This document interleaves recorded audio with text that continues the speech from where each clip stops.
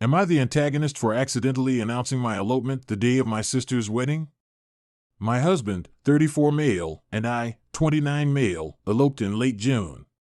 Neither of us had ever dreamed of a big wedding. We fell in love with the opposite concept, which was doing it privately and getting to keep that special memory something just between us two. We had plans to throw a party around our 1-year anniversary so our families could celebrate with us then. So far, we hadn't told my side of the family that we had tied the knot. We live a few hours away from them and wanted to be able to tell them in person rather than over the phone, but hadn't gotten a chance so far. My sister, 27 female, got married yesterday, traditional wedding style. We drove down Friday afternoon and said our hellos, but kept to ourselves for the most part and let her and her bridal party do their thing. She was focused on a million other things and rings on mine, and my husband's fingers were the last thing on her mind as they were for us.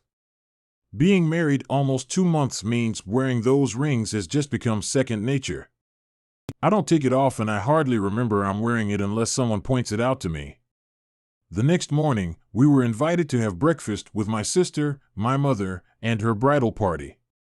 To make a long story short, my mom noticed mine and my husband's wedding bands and asked if they were what she thought they were.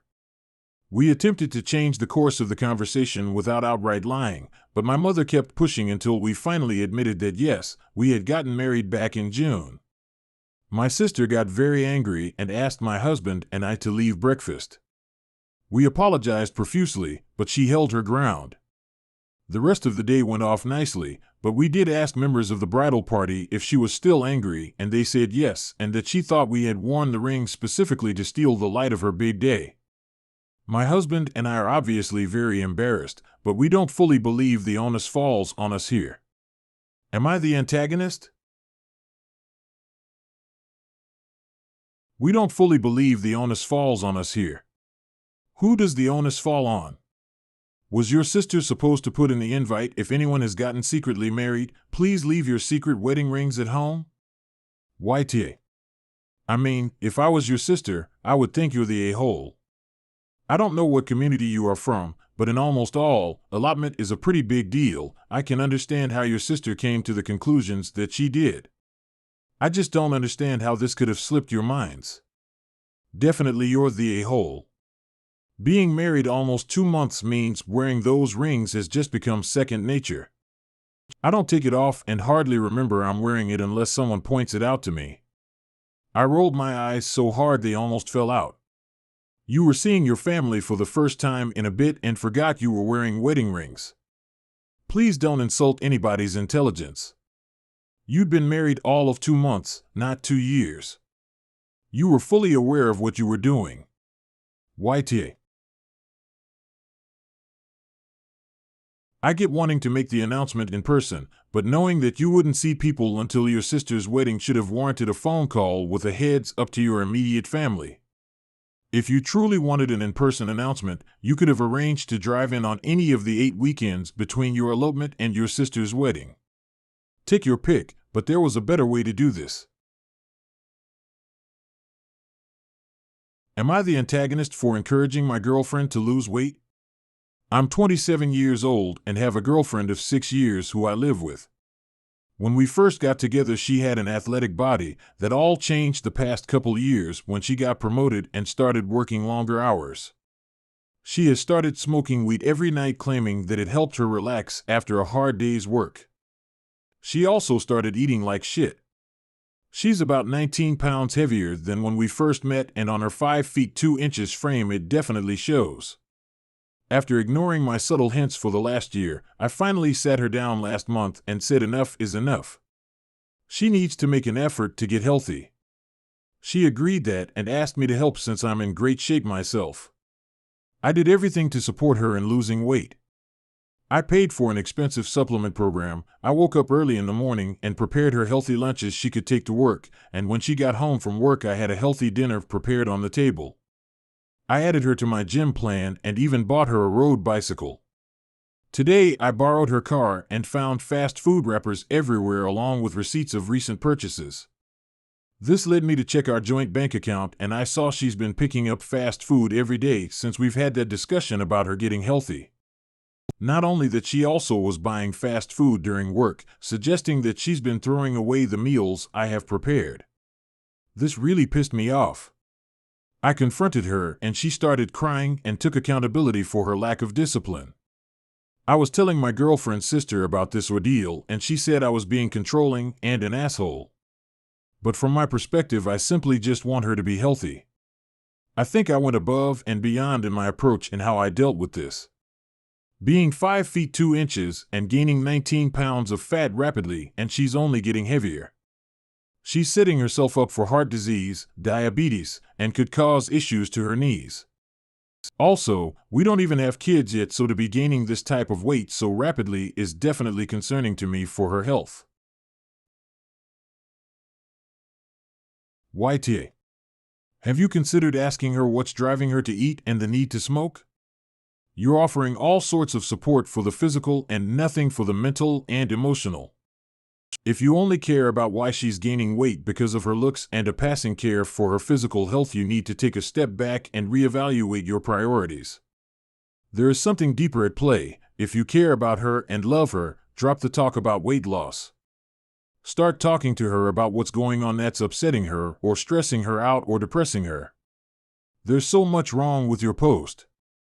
So many questions. How do you even know how much your girlfriend weighed when you met her? How do you know how much she weighs now? Are you tracking her weight? What did your subtle hints consist of? You do realize that a 19 pounds gain over 6 years is only a smidge more than 3 pounds a year, right? If you no longer want to be with your girlfriend because she's gained 19 pounds, just go ahead and break up with her. But as it is now, you're just a controlling asshole who clearly values some impossibly strict physical beauty standards over your actual relationship with your very human girlfriend. WIBTA. WIBTA. Do you notice how much of your story is you imposing things on your girlfriend? Pretty much all of it. She pretends to go along, but you're the one forcing and demanding everything. It's really common to gain a bit of weight when you become a full adult and start a career.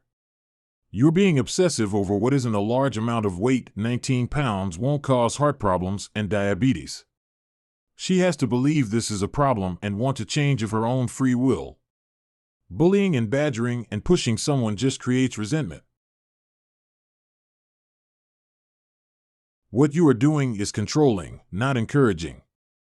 If you can't accept her as she is, it's time to move on. You don't care about her health, you care about how she looks. Just be honest about that, both to her and yourself.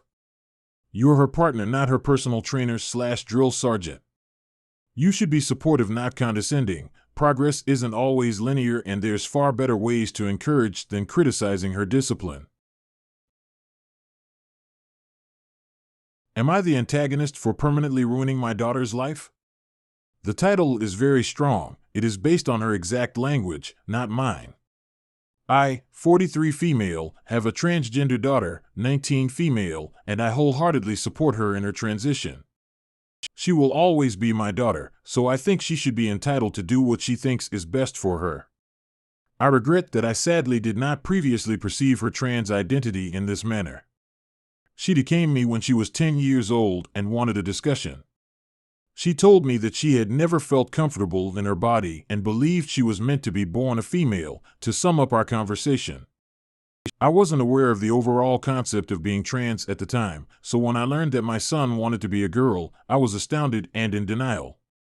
I decided to act as though what she had told me didn't exist since I didn't want to believe it. It made me feel like I had failed my child even more because I am a single mother. She would frequently request that I visit the doctor to try to get her female sex hormones so she may experience female puberty before the signs of male puberty appeared. I directly objected. I told her she was mistaken and that I wouldn't allow her to inject harmful chemicals. I did decide to read more about trans people's experiences last year. Now that I had a greater grasp of it, I started to accept it much more than I had previously. She started arguing with me a week ago about how I tampered with her puberty and prevented her from having a chance at being a normal girl. She claimed that because her puberty was over and she was now stuck with male anatomy, it was too late for her to begin taking hormones. These were her exact words. How did I end up with a mom who is such a bigot? You took everything away from me despite knowing how much I craved girlhood. You've permanently ruined my life. I don't want to speak to you ever again." I cried and felt so guilty, but I also didn't know how to react. I feel like a terrible person, but I also believed I was simply trying to protect my child, didn't I? Am I a bad mother, really? If more details are required, I'll share them. YTA for not doing more research earlier, though it's good you have acknowledged your mistakes. You could have started your journey to acceptance much earlier and saved your daughter a lot of pain. But I think you're both working under a lot of misconceptions here. You might have, if you got access to the right doctor in time, been able to give your daughter puberty blockers to prevent her from going through male puberty. But it's unlikely that she would have been given female hormones until much older. It's not too late for her to start hormones at all. But it will take a long time to undo the mistrust and pain that your daughter feels. Start by finding a trans-friendly doctor now and looking into her options based on what is legal where you live. You have 9 years of not supporting her to make up for. She may be angry at you for a long time, but that's not an unfair consequence of what you did. Keep showing her you support her now and you will help her. She's going to need you. I'm going to say you're the a-hole. It took you 9 years to look into what transgender means, or am I mistaken in that? You chose to live in ignorance and denial, which most likely did make your daughter's life miserable. If it really took you that long, I understand that she reacted that way. Edit. In VM it only took 8 years. Face with rolling eyes. YTA for waiting 8 years before deciding to read up on the thing your daughter has been telling you about since she was 10. Failing to pay attention to this and make it a priority for years is bad. But it can still be a priority in the future, whether or not your daughter is actively in your life at the time. Transitioning early can make a huge difference in how closely the person's facial and bone structure conform with societal norms. And that is likely something your daughter will grieve losing the chance for, at least for a while. Am I the antagonist for refusing to cater to my girlfriend's food preferences? I, 28 male, have been with my lovely GF, 29 female, for 3 years. We moved in together about a year ago. Aside from this issue, our relationship is perfect. She's a smart, compassionate, and successful woman, and I love her very much. I work part-time while my GF works full-time as a nurse. As such, I have taken up more of the chores around the house, including cooking. I love to cook, so I have no issue doing it. However, my GF's food preferences are so insanely restrictive that it has sucked the joy out of cooking for me.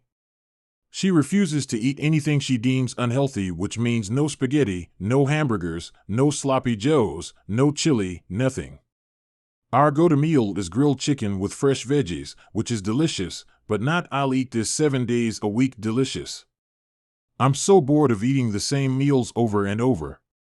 Anything with too many carbs? No. Anything greasy? No. A few times I've made my family's lasagna or grilled some hamburgers, stuff that I want to eat, and my GF would blow up at me and refuse to eat and guilt me about it. I have reached my limit. I haven't eaten something I like to eat in almost a year. I sat her down a few days ago and said I was going to start cooking things I want to eat.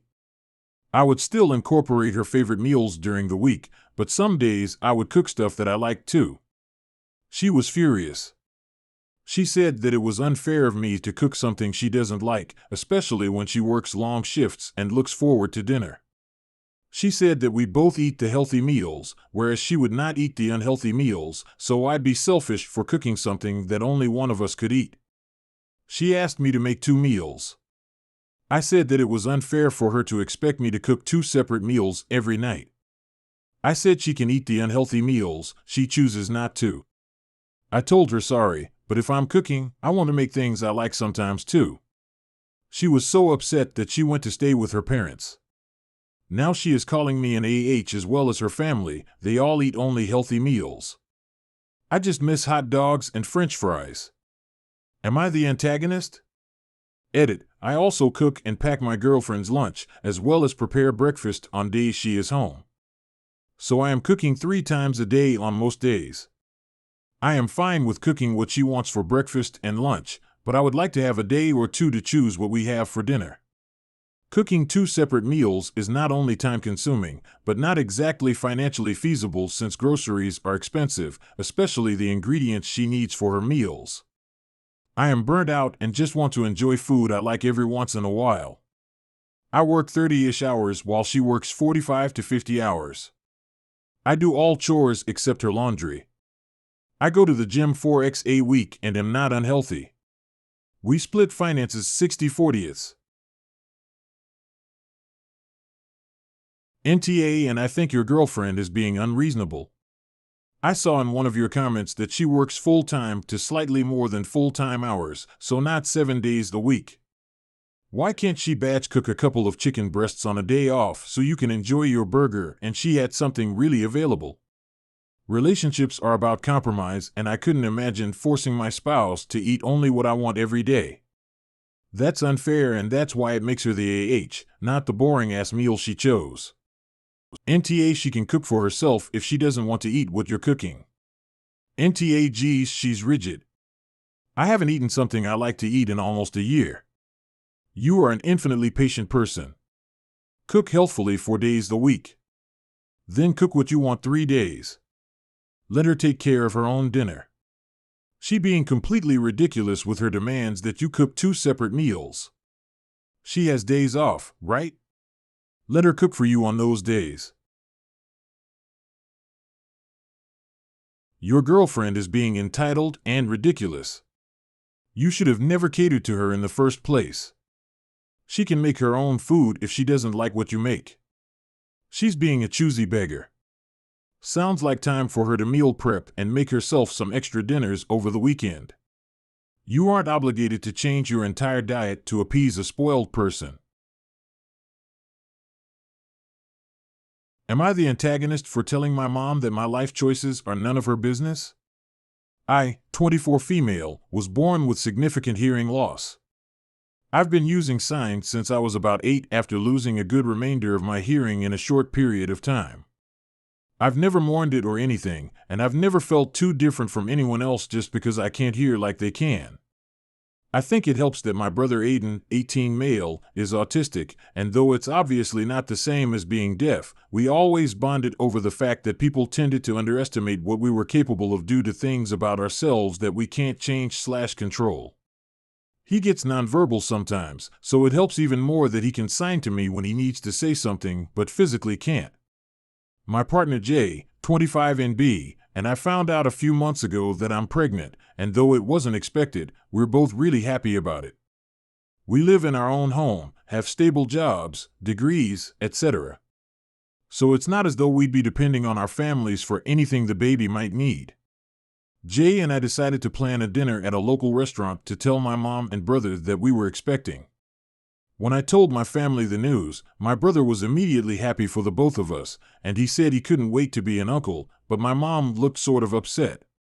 She asked if the doctor said whether or not our baby would be deaf too, or if I had considered how hard my child's life would be if they turned out to not be deaf at all while their mother was.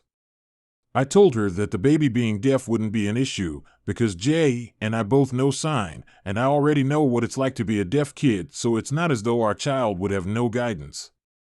I also said that if they weren't deaf, that would be okay too, because Jay can hear just fine and my child would consider it normal to have a hearing parent and a non-hearing one. This didn't really seem to satisfy her, and she insisted that I was being selfish by possibly bringing a child into the world knowing their life was going to be difficult either because they would inherit a disability from me, or they would be stunted by my disability in general. So she felt I just shouldn't have children at all. I went off and told her that my life choices weren't any of her business anymore, that it was awful of her to say that I shouldn't have kids just because I can't hear, and that if she really felt that way then she never had to meet my child at all. Jay and I left the restaurant, and later that night my brother texted me saying our mom was a total wreck after dinner. She was crying and going on and on about how unfair and selfish I was to threaten to take her grandchild away from her. Jay and I talked about it, and they agree with me, but they think it was a little harsh for me to just immediately dismiss my mother's feelings even if they are irrational. Am I overthinking this, or was I really being an AH? NTA at all. How awful of your mother to suggest that you shouldn't have children due to being deaf. And if she'd say stuff like that to you, what might she say to the child when they're born? Sounds like you and Jay will be great advocates for your child. NTA. You mother kind of said a parent shouldn't have a child if it might not hear. You know, like you. I would be incandescent with rage or incredibly hurt. Makes me wonder how she feels about having a hearing-impaired child and a neurodivergent child. Edit, if it, not edit. NTA. Your life. Your choice. Your mother was cruel. She chose to focus on the thing that could potentially be a negative in her eyes instead of the joyous news. Congrats to you.